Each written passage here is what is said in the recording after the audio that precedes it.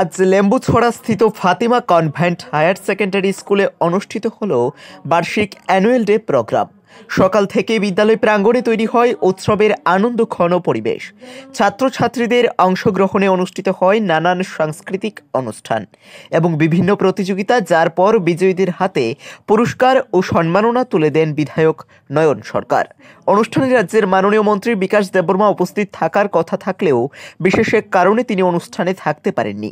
তবে তার অনুপস্থিতিতেও কোনো ঘাটতি ঘটেনি এই অনুষ্ঠানে। এদিনের অনুষ্ঠানের আনুষ্ঠানিক সূচনা করা হয় বামুটিয়ার বিধায়ক নয়ন সরকারের হাত ধরে।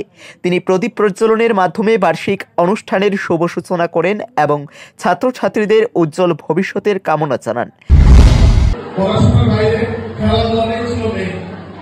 এখন বাচ্চারা একটা আলাদা পার্ট এসে গেছে, যেটা মোবাইল।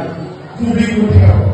আমি বিশেষ করে মায়েদের বলবো, বাচ্চারা যতই বায়না করুক না কেন, নিজের একটু ব্যস্ততার মধ্যেও তাকে শান্ত রাখার জন্য মোবাইল দিয়ে তাকে নষ্ট করবেন না।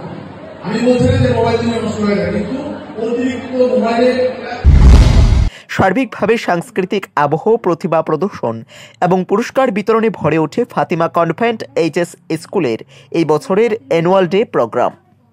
Bureau report, the news 9।